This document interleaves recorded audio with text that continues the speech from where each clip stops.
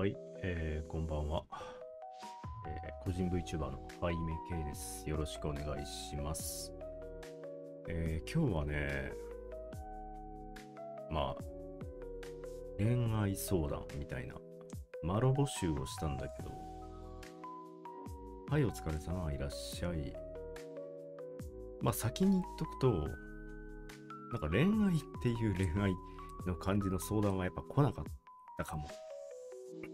なんか俺にそのガチガチの恋愛相談してもな、みたいに思われてるかもしれない。まあいろいろいくつかね、いただいた、相談みたいなのを見ていこうかなと。俺のね、ただの意見を言うだけだけど、まあそれがね、俺という人間がどういう人間かわかるかなと思うので、もしね、なんか、これ俺個人の意見だからね、みんな、勘違いしないように、俺が思うことを言うだけだから、そこちょっと勘違いしないようにね。まず第1個目は、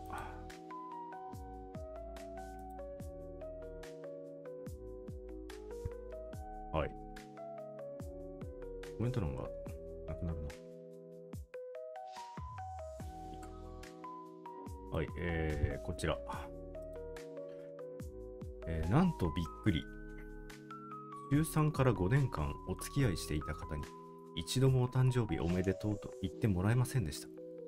去年か一昨年にその方が実は私の誕生日しっかり把握していたことが発覚し、一気に冷めてお別れしました。なんならデートもしたことすらありません。別れたくないと泣き疲れたくらいなので、恋人同士ではあったはずなんです。日付変わった瞬間にお祝いされたいとか、週一でデートしたいとかではなく、思い出した時にでも一言言ってくれてたらな、半年に一度でも二人で顔を合わせてお話できたらなって思ってたんです。ハイメさん、教えてください。私のこれは男の人からするとわがままだと捉えられてしまうんでしょうか。もう吹っ切れてはいるのですが、語学のためにもしよければご意見いただけると幸いです。乱文失礼いたしました。陰ながら応援しております。という内容ですね。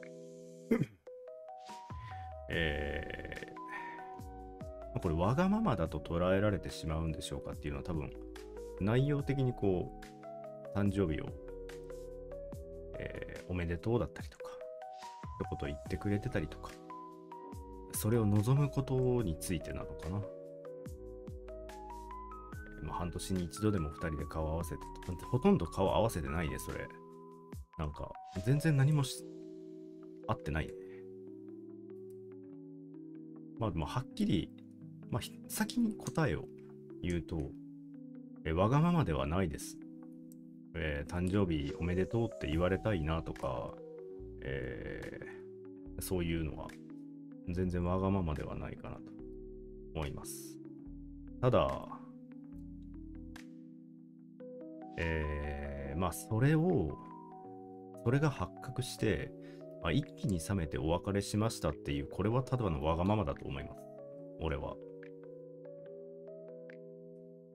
一気に冷めてね、こうお別れしました、みたいな。本当はね、これ文面だけじゃなくて、文面以外でも多分いろんな思い出があって、いろんなことの積み重なりではあると思うんだよ。積み重なって、もう嫌だな。これがこう、せき止められていたものがこれを機に決壊したみたいな感じで別れたんだとは思うんだけど、この文面だけ見ると、この誕生日おめでとうって言ってもらえなかったりとか、お祝いされなかったなとか、これが一気に冷めた原因ですみたいなので別れたんだったら、これはただのわがままです。はい、お疲れ様、いらっしゃい。これなぜかっていうと、誕生日ってものすごい数の、おめでとうの分岐があって、なんか分岐があってね、で、俺が今から言う言葉を一つ一つ聞いて、みんなもう誕生日どっちだろうって思ってほしいんだよね。おめでとう、誕生日おめでとうって言われることって大体の人が、生まれてきてありがとうっていう意味だったりとか、この1年、おめでとうと、1年間、ちゃんと無事に生きてこれたよねとか、あとはなんだろう、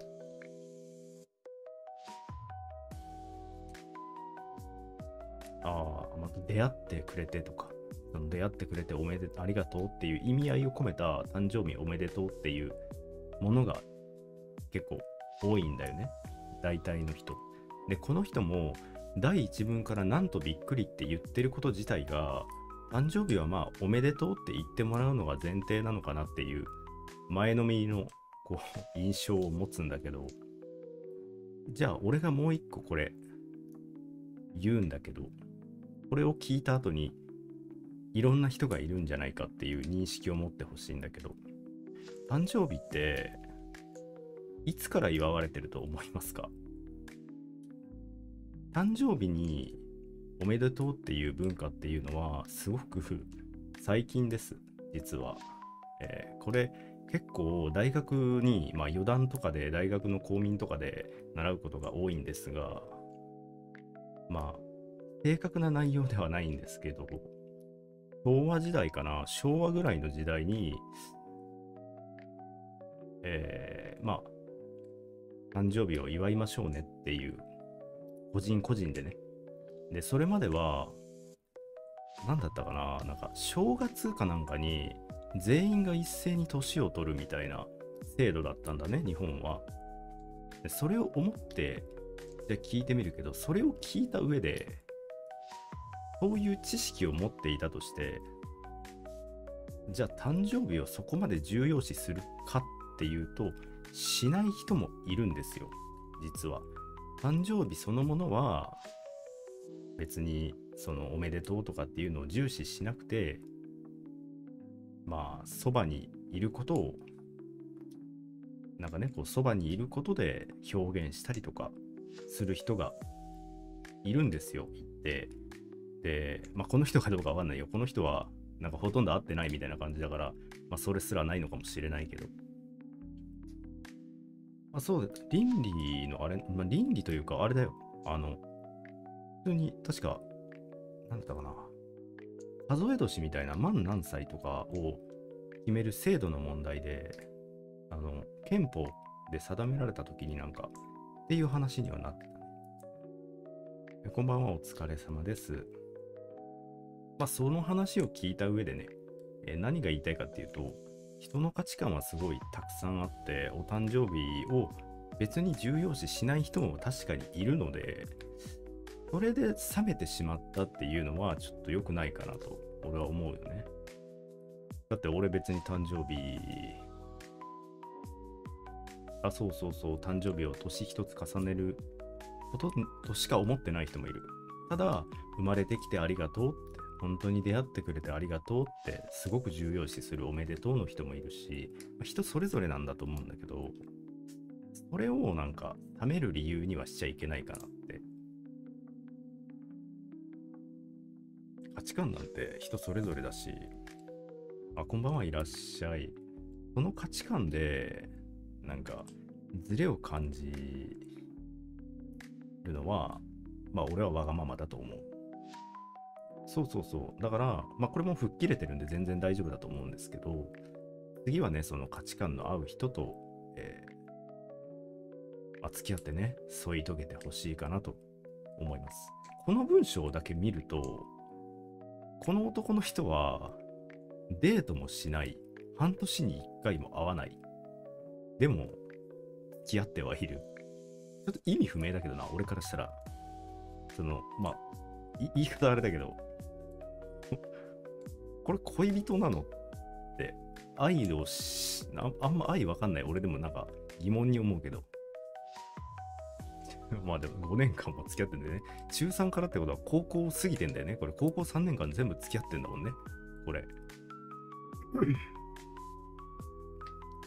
すごいなと思いますが、俺のね、意見としては、求めること自体はわがままではないと思います。なので、ぜひぜひね、こうおめでとうって言ってほしいなとか、どんどん求めて、それに合った男性を見つけてもらえればいいんじゃないかなと思います。全然違うからね。本当に男の人って記念日とか誕生日とか全く興味ない人が多いから気をつけて。俺はどっちかとは言わん。よし、次行こうか。これね、なんか恋愛じゃないと思うんだけど、これなんか言ったやつわかる気がするんだけど、はい。これなんか恋愛とはわかんないけど、ハイメさん的クズ男の定義を教えてください。そして見分け方を教えてくださいと。恋愛じゃないけどね、これ。まあ、恋愛じゃないのでざっくり言うと、俺のクズ男の定義は、多席する人間かな。多席する人。例えば、なんかめちゃくちゃわかりやすく言えば、酒かすがいるとする。酒を飲みまくって、酒をめちゃくちゃ飲みまくってクズみたいな、もう暴力を振るったりとか、はい、こんばんはいらっしゃい。暴力を振るったりして、もう酒にまみれたクズがいたとするんだけど、例えばだけどね、酒を飲んで朝起きれなくて、遅刻しましたと。その時にじゃあその人がどうするか。多席っていうのは、お酒を飲みすぎてしまって、遅刻しましたと。お酒のせいですと。で、かつ、なんだろう。いわゆるそのお酒を飲む理由がありますと。いろんなストレスが溜まってとか、いう風に言っていくんだよ。これただのクズだと俺は思ってて。お酒を飲んだのも自分の責任で、遅刻したのも自分の責任、自己責任なので、すいません、お酒を飲んでしまって前日、めちゃくちゃ飲みまくって遅刻しました。自分の責任です。申し訳ありませんって言える男はクズではないかなと俺は思ってる。タバコも、チンコも、何もかもにおいてだけど、自分が悪いっていうのをきちんと自分で言えるやつは、クズではないかな。働けないことだったりとかを何かのせいにするやつは俺はクズだなって思う。自信持って自信満々で、俺、働きたくないんだよ。俺は働きたくないんだよ。だから働かないんだ。たとえそれで死んでもいい。って言ってるやつは働いてなくてもクズではないと俺は思う。だって自分の責任で、死んでもいいと思って働いてないんだったら、それはクズじゃないのかなって。そう、多席だね、大体。で、見分け方って大体分かってて、多席する人って、これ結構分かりやすいんだけど、何かあった時に一歩前に出て相手の目を見て、問いかけるんだよね。で、その時に、相手の目を見ながら問いかけた時に、質問が返ってくることがあるから、質問をその時、はっきりと言わなければいけない時に質問で返す人は、結構クズの人が多いです。何かあった時ね。いや、これは自分がやってんで、とか、自分が悪かったですっていう人と、いや、でもなんか、こういうのあったんじゃないですかみたいな、でもねみたいな感じで、なんか話をはぐらかして、クエスチョンで返してくる人は、結構クズ男が多いです。多いっていうだけね。何かあった時ね。普段じゃないよ、別に。はい。これは恋愛相談ではないかもしれないので。では次に行きます。は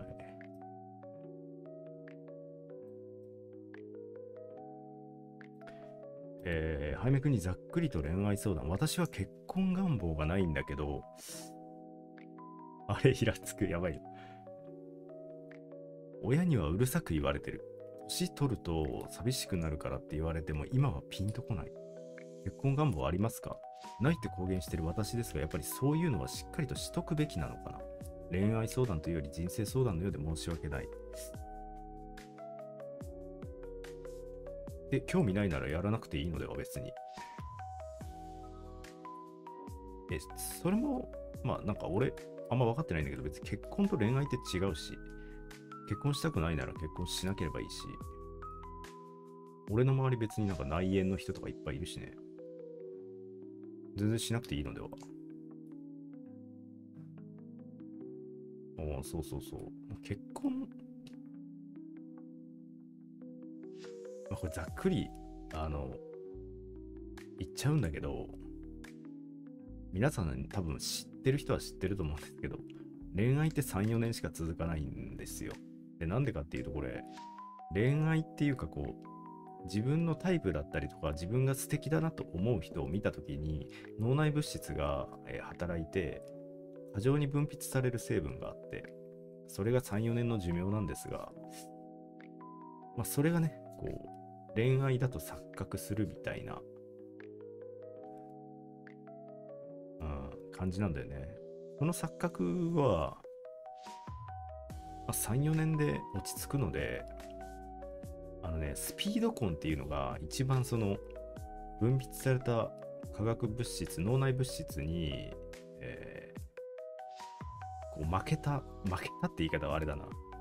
負けた感じだよね。なので、そうそうそうそう、かかっちゃうんだよね。で、その恋愛フィルターっていうのがそもそも脳内の、あの、分泌物によるものなので、まあ、これ言うとさ、なんか、またお前はみたいな感じで言われるかもしんないけど、多分ね、3、4年経ったらね、その人のこと好きになってないから、うん、一回落ち着いてみてもいいかも。その、結婚したいなと思える人が現れたとしても、実は結婚したいほどのものでもないかもしれないし、でこれ結婚ってなんか、まあ俺愛とかじゃないと思うんだよね。実は情じゃないかと思ってて、なんか好きな人と気を張りながら一生入れるかとかって考えたときに、俺はなんかあまり愛とかがわかんないんで、マジで一生誰かとなんか同じ家で過ごすみたいなこと絶対いらない。マジでないんだよ。だからまあ結婚ないんだろうけど、俺。そうそうそうそう。すぐ結婚の話はね、やめた方がいいし、そう、冷めるんだよね。冷めるっていうのがこれ落ち着いてる感じなんで、で、情が一番厄介なのは、情っていうのは脳内物質の兼ね合いじゃなくて、気持ちによる、あの、なんだろう、弱みみたいなものが引っ張られている時なんだよ。バンは恋愛上級者って絶対嘘だろ。マジで絶対嘘じゃん。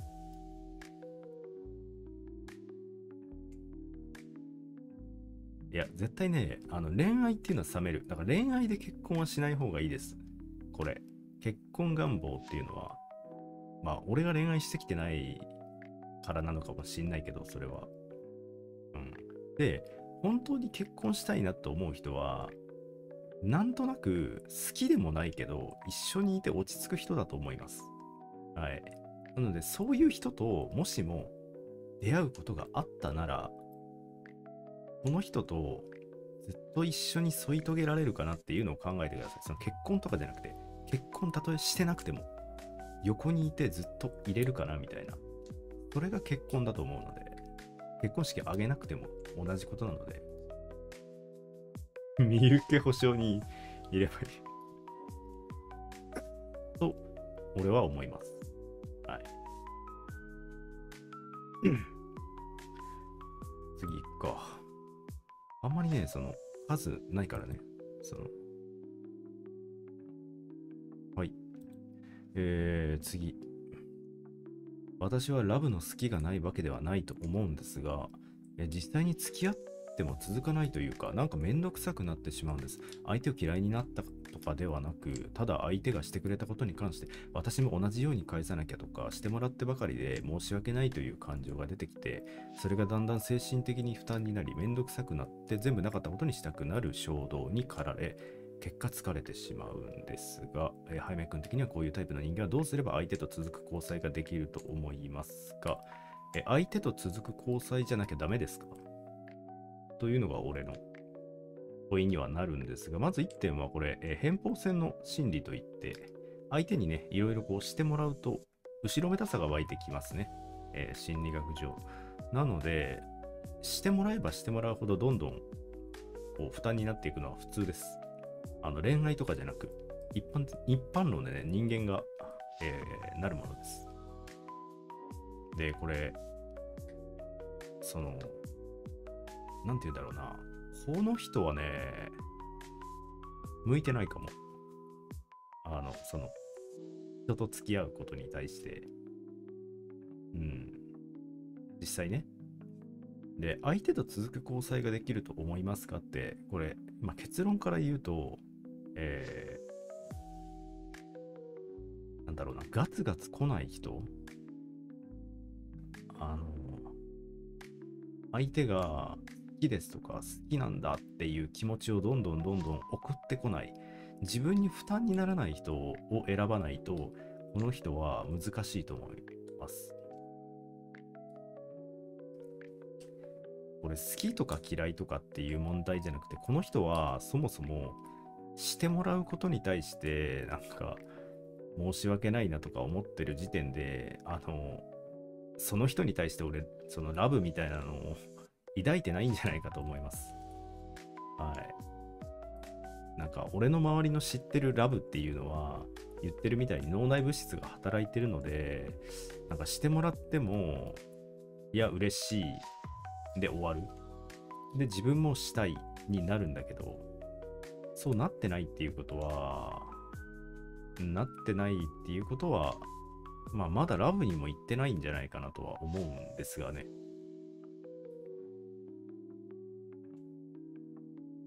俺はね、思うっていうだけ。なので、どうすれば相手と続く交際ができると思いますかっていうんだったら、本当に、ラブに昇華できるような人を選んだ方がいいと思います。俺と同じでね、多分ラブが分かってないんじゃないかと思いますね、まだ。ただ付き合ってみてるだけとか。付き合って、交際してみて、どんな感じなのかみたいなのを多分探り探りしてるのではないかなという印象ではありますね。ぐいぐい来られて推しに弱くて付き合っちゃうとか、可能性あるね。あるあるある。で、結局ぐいぐい来られて、相手がやっぱり一方的な思いを持ってて、こっちは付き合ってみて、じゃあ判断しよっか、みたいな感じになってるのかなとは思うけどね。それだと続くわけがないし、自分から行きたいと思えるような人間がいて、その人と付き合う方が一番いいんじゃないですか。言われるというよりは、この人に何かしてあげたいなと思える人がいれば、そうだね。ラブにまで行ってないんじゃないかと思うのね、これはね。俺と同じだね。俺みたいなものだね。精神的に負担になりっていうところまで言ってるもんな。で、全部めんどくさくなった。このめんどくさくなるっていうのがね、結構ね、肝なんじゃないかと思う。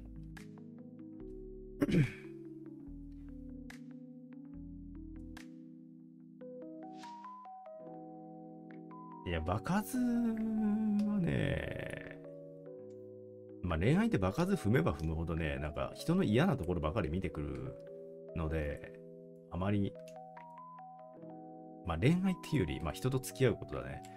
別にそのラブがなくても人って付き合うことができるんだよ。この人もそうかもしれないし、俺はそうだったから、別にラブがなくても人ってどんどん場数を踏んじゃうんだけど、どんどん人の嫌なところとかも見ていっちゃうので、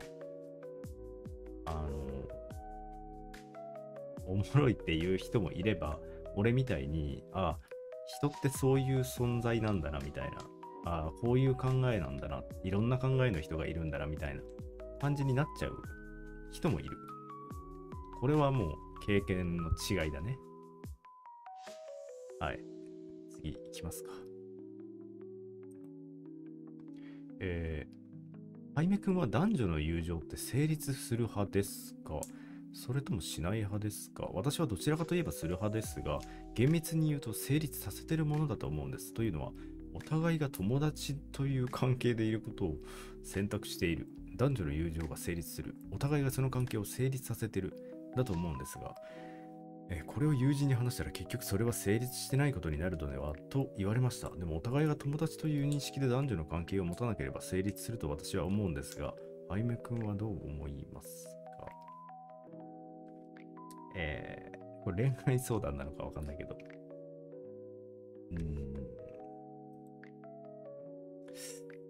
これね、言ったら、どうぞ。まあまあ、今回の配信は、俺がね、バッサリちゃんと言っていく配信なので、普通に言いますが、これ人によります。人に。なんて言うんだろうな。このマロッシュさんは、そもそも俺と全く考え方が違います。なので、今から言うことはね、俺が今まで経験してきたものであって、みんなには関係ないものなんですが、ここの最後の3文、例えばお互いが友達という認識で男女の関係を持たなければ成立すると私は思うんですが、という言葉がそもそも俺の中ではクエスチョンマークなんだよね。これ言っていいのかな。いいや。男女の関係を持ったところで友達ではないという意味が俺には分かってなくて。ここも人によるよね。違うよねっていう話。男女の関係って、例えばこれ多分肉体関係の話をしてるんだろうけど、じゃあ肉体関係を持ったからお友達じゃないという認識はなぜなのっていう俺の中でのクエスチョンなんだよね。体を重ねたら友達ではいてはいけないんですかと思うんだよ、俺は。俺はね。人によるよ、これは。いや、そんなのただれた関係だよとか言う人もいるし、多分この内容で言うと多分そういう話なんだと思うんだよ。そういうことなんだと思う。この人の中ではその男女の関係を持った、肉体的関係を持った時点で多分それはもう一線を越えてるよねみたいな関係なんだと思うんだけど、俺にはそこあんま関係なくて、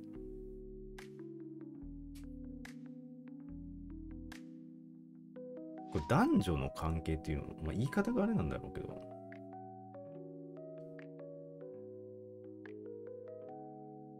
社会的にはダメなんだろうけど、個人的にはへえぐらいの印象だわって今言ったコメントがあるじゃん。そうなんだよ。そういう人もいるんだけど、社会的には何の問題もないんだよね。実は。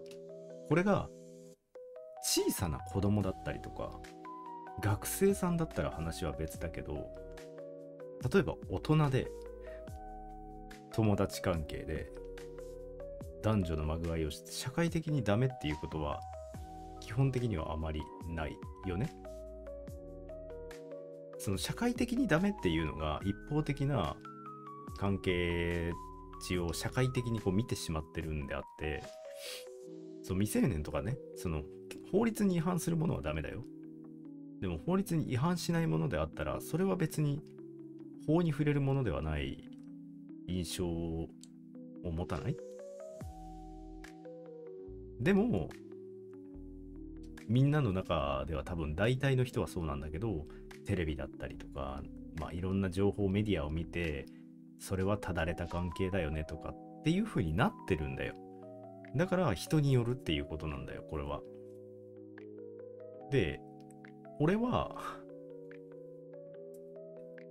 これ成立すると思ってて、これは成立させてるというものではなくて、俺の場合は俺は単純に別に交際してない男女を見てきたし、今まで友達としてずっと、男女の関係ない人もいたよ、ちゃんと全く関係もないけどずっと男性と女性で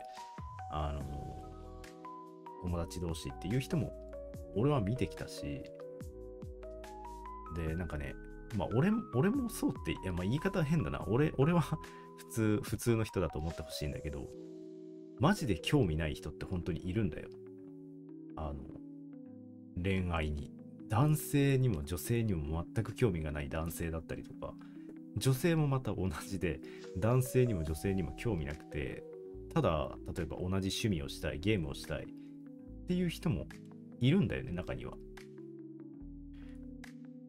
そう、なので、まあ、俺は成立すると思うし、俺はなんて言うんだろう。まあ、ここで言うのはあれだけど申し訳ないけど、あまり興味がないので、まあ女性にもね、男性にもあまり興味がないので、まあ、友達でずっといられるんじゃない、まあ、友達というか友人でいられるんじゃないかなとは思うんだけど、まあ、そういう世界線だよね、実際。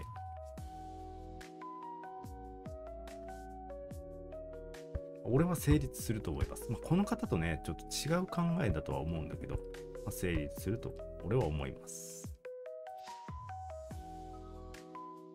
次。ちっちゃいな、ちょっと待って。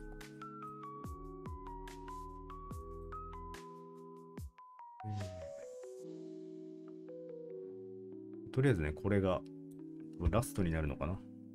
まあ、6個いただいてたので、これが、これもね、恋愛相談とは少し違うかもしれませんがって言ってるんだよな、自分で。私は大学3年生なのですが、サークルの後輩たちによく恋愛相談を持ちかけられることがあります。ただ私は恋愛経験がほとんどなく、恋愛もまともにわからないため、好きな先輩と映画に行くことになったんですが、どんな服装がいいですかという相談に対しても、その先輩の好みとかわかんないけど好きな服装でいいと思うよ。でも冷房を聞いちゃってるから、まあ上着持っていきなねという無難な回答しかできず、もっと気の利いたことが言えたのではないかと頭を悩ませる。こうなったらもう自分が、まあ恋愛経験を積むしかないのでしょうか。はい。大丈夫です。そんなことでわざわざ無理やり恋愛経験を積む必要はありません。逆に、まあ、ピュアでいてください。いや、でも大学ってさ、めちゃくちゃ周りってそういう人多いタイプ、あの、世界だよね。まあ大学って行けばまあわかるんだけど、結構パリピが多かったりとか、結構ね、コミュ境が多いんだよ。大学っていうのは。いろんなところでね、もうグループが成立したりとかしてて、で結構恋愛とかバンバン多い世界なんだよね、大学って。大学3年なんて結構、もうがっつりじゃないかな。大学デビューした後輩とかがめっちゃ多分言ってくる感じだと思うわ、これ。なんだけど、まあいいと思います。大丈夫です。俺から言わせてもらうのは、ピュアでいてください。飲みサーとか、そうだね、飲みサーとか、まあ、俗に言う変なサークルとか、そういうのはなしで、うちもね、ありましたよ、プラネタリウム、やっぱ星空を見に行くだけのサークル。絶対見てないだろみたいなサークルとかありましたよ。まあ、そういうのにね、関わることなく、平和に過ごして、自分なりのね、素敵な人を見つけてください。見つかると思います。そう悩ませることができる人間は、俺と違って見つけることができると思うので、一般的無難な回答を、続けていければいいかなと思います。この人俺いい子だなって思うよ。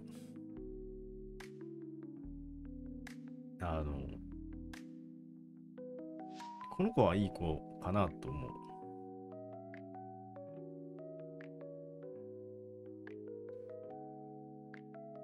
楽しんでくれてるんだね。楽しく拝見してくれてるんだね。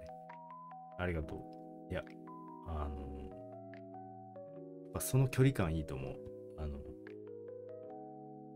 大切にしてください、その距離感。付き合ったことないからよくわかんないな。付き合ったことないんだ。まあでもね、恋愛なんてね、まあなんだろう。付き合う、じゃあ俺が言ったらあれだな、あれなんだけど。まあ、恋愛なんてね、できる時とか、なんだろう。時間というか、なんだろうな。時があるから、機運みたいなものがあるんでね。できる時はすぐこう恋愛に発展するみたいなものがあるので、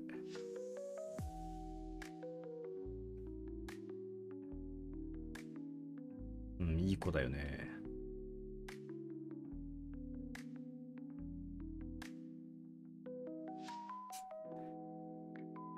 っていうか、今のこの世界で、なんか、来た人、せっかく来てくれた人に服装がなんかあんまり好きじゃないから、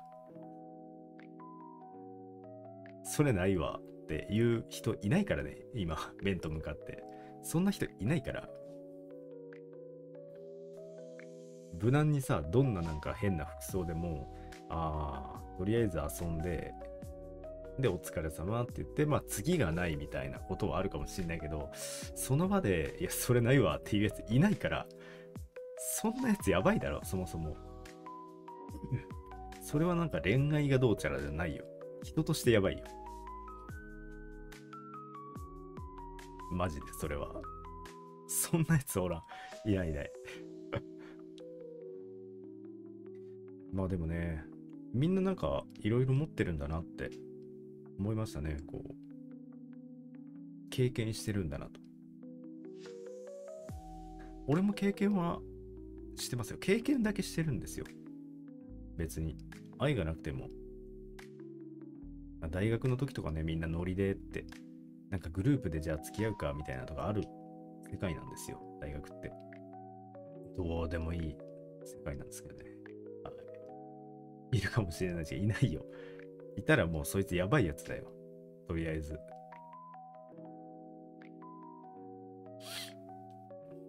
なので、皆さんもね、なんかこう、若い方もいるかもしれないし、年齢のいった方もいるかもしれないですが、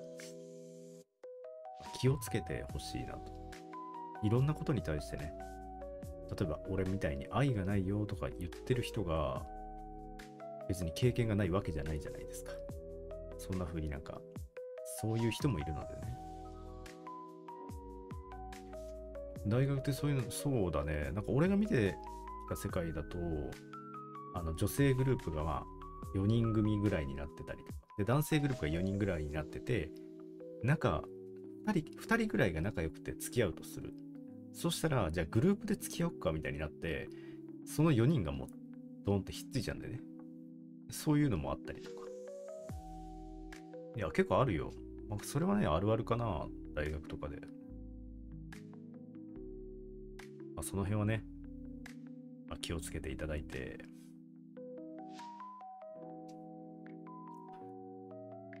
そう、ノリって怖いし、今こう、ノリで付き合うとか無理考えられないって言ってる子は、ちゃんと気持ちを持ってる子なんだよ。ちゃんとした、選びたいな、自分の好きな人がいいなってちゃんと思えてる子なので、すごくいい子なんじゃないかなと、俺は思うね。実際。実際さ、本当になんかもう、いやいや、誰でもいいよみたいな。でもいるからね、世の中には。そういうのにやっぱ気をつけた方がいいよ。マジで。いや誰でもいいからみたいな。別に、付き合えたらいいし、みたいな。結構ね、いるよ、実際。で、逆に俺みたいに、いや、誰もいらないわ、みたいな。別に。なんか、男って言い方あれだけど、例えば今のフレンドと、とりあえずゲームしてたいわ、みたいな。ゲームして、普通に配信して、それでいいじゃないみたいな感じの人もやっぱ中にはいる。何の興味も持てない。それは別になんか、興味ないとかじゃなくて、他が充実してるというか、多分他で補えてるんだと俺は思ってる。自分があまり分かってないっていうのもあるけど、他でちゃんと補えてるから、そういうところに興味がないんだと思う。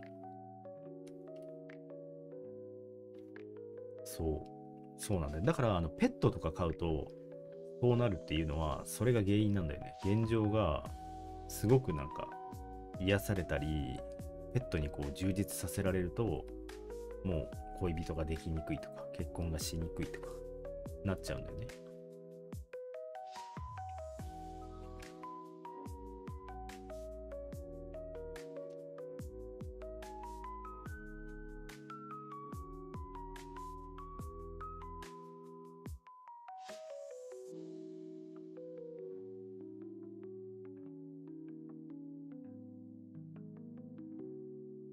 質問なんですけど、ハイメさんを口説き落としたいって人が現れたらどう返答されますか？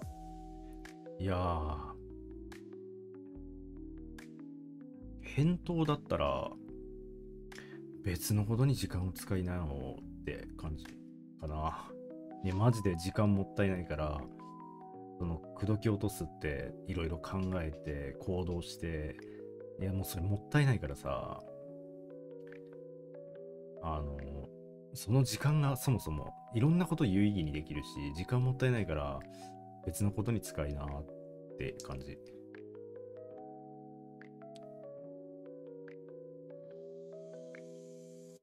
恋人欲しいって思ったことないからな。今、まあ充実してるんじゃない？やっぱ、ちょっと満足してるんじゃないかな。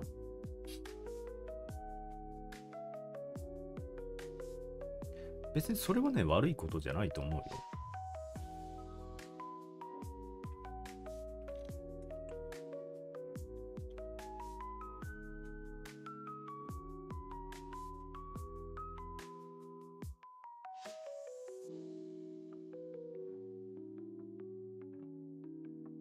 俺なんて今、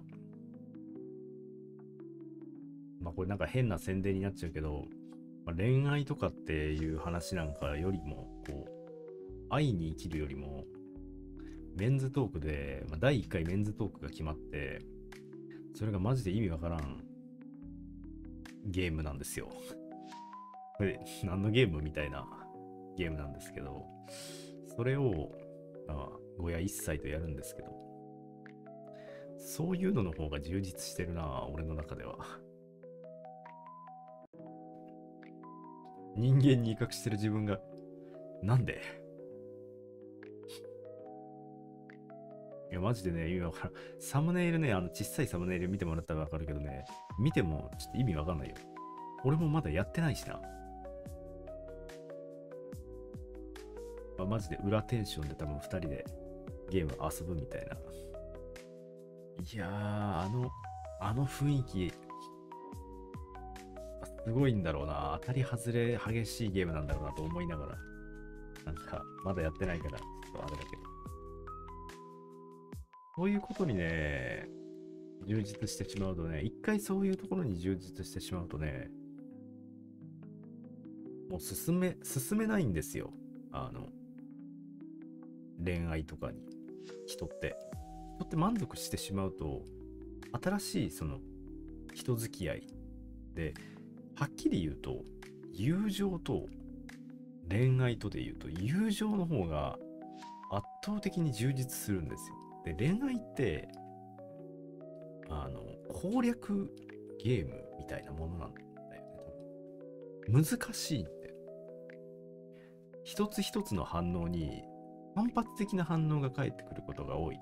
友情は相手と相手が思いやって楽しい時間にしたいなって思うから、反発することがほとんどないんだよね。それを思うと、こう、恋愛ってやっぱ難しいんだろうなって俺は思うよ。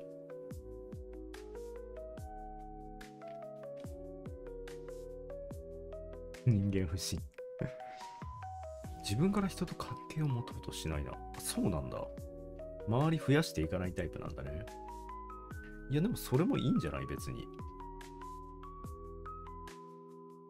まあでも一人がいいとかなのかはちょっとわかんないけど、まあ本当になんか自分の話せるメンバー数人だけでいいよみたいな人も割といる。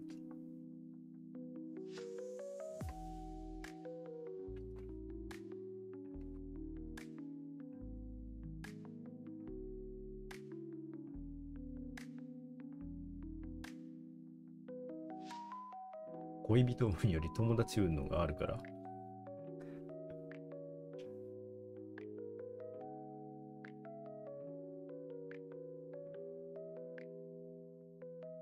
まあまあでも、まあ、そんなことね、マロとかにいろいろ言ってはいたけど、まあ、俺が言えるようなね、立場じゃないんで、実際、マロを読んでても、あまり理解はできなかったからな。だから理解はできなかったんで、まあ違う知識としていろいろ話をしましたが。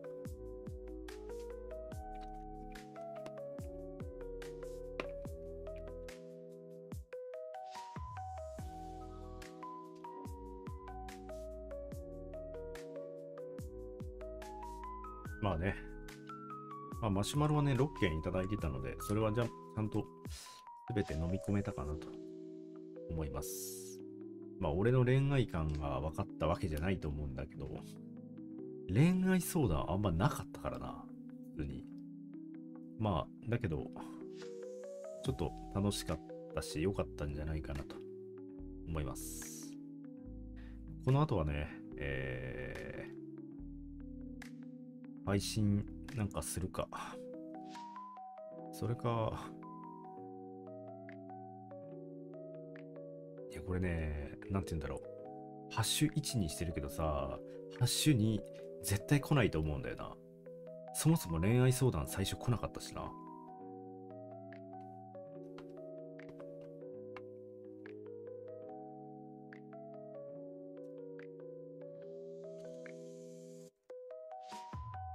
あ、いいんじゃない？興味ある人しか話さない。別にいいんじゃないかな。別に悪くない悪くない。てか、恋愛相談に、なんだろう。絞らない方がいいのかもな。俺にもう恋愛聞いても仕方ないと思われてる説あるから、なんか、マシュマロ募集にするから、まあクソマロでもいいし、供養焼きマロでもいいしな。だからそれでいいよなって思う。なんか、クソマロ、クソマロ配信、解読配信みたいな。そっちの方がまだマシュマロ来そうではある。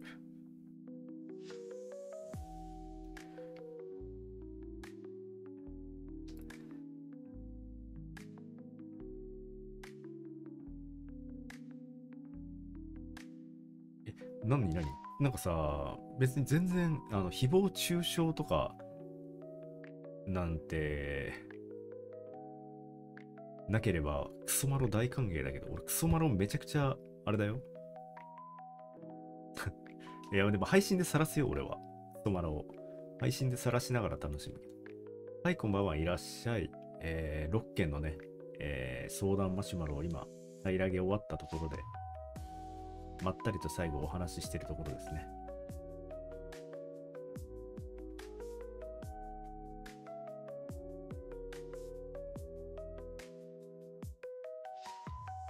ラブわからんって公言してるから、まあまあそうだよね。てか、実際、まあ分かってる人の方が少ないと俺は思うよ。まあ、それはラブだと思ってるだけで、分かってると思ってるだけで、実際そんな分かってないと思うよ。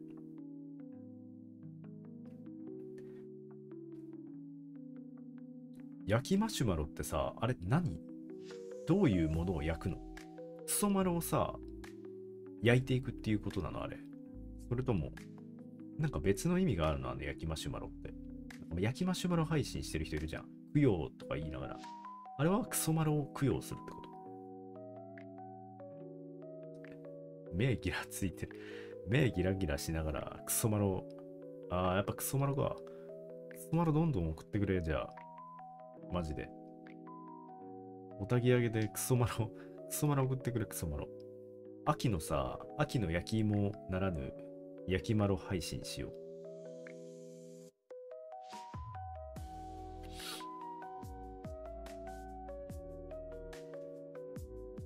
羨ましいもんな、実際。なんか、意味わからんクソマロ来てる人とか。なんか愛されてるなって思う。それを言っても、返してくれる、晴らしてくれるみたいな。そのなんか、なんて言うんだろうな。リスナーと、関係性が構築されてないとそんなの来ないでしょ。実際。おじ公文。クソマロだな。何回出る？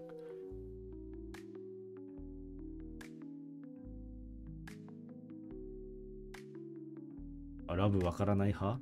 ラブわからない派になっちゃったか。まあ別にわからなくてもいいんじゃない？なんか無理にさ、ラブなんて分かってなくても、分かったふりしなくても、俺はいいと思う。分からないことを公言しといて、その方がなんか事故防げるしね。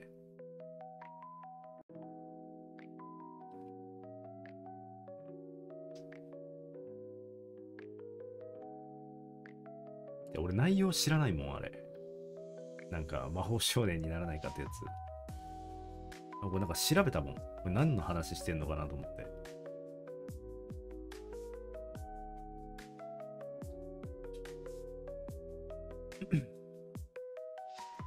まあ、というわけでね。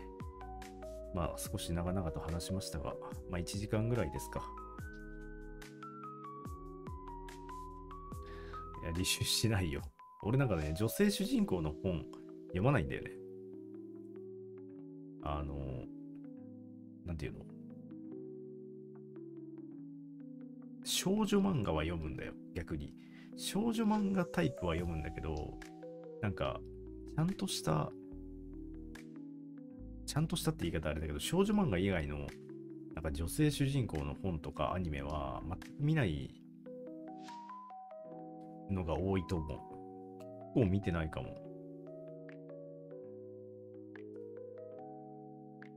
多分だけど、あんま見てないと思うんだよな。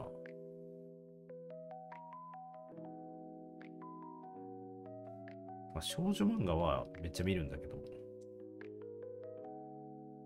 なんかちゃんとしたまあそのアニメとか、だから例えばとある魔術のインデックスとか、みんなまあ知ってるか知ってないかわかんないけど、あれってなんかいろいろあって、男の子が主人公のやつ、女の子が主人公のやつ、で、悪役が主人公のやつみたいな。女の子が主人公のやつだけ俺見てないからね。それ以外は全部見てるけど。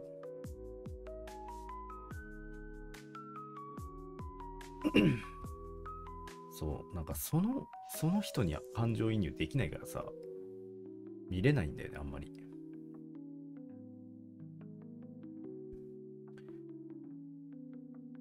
はい。というわけで、まあ、どうしようかな。まあ、ちょっとね、この後配信するかはわかんないけど、多分、俺はゴリラを見てると思います。この後。なんかね、とあるところでね、1対100でゴリラになるという配信があるので、俺はそこに多分見に行ってると思います。ゴリラをね。ゴリラを見てから配信するかどうか考えます。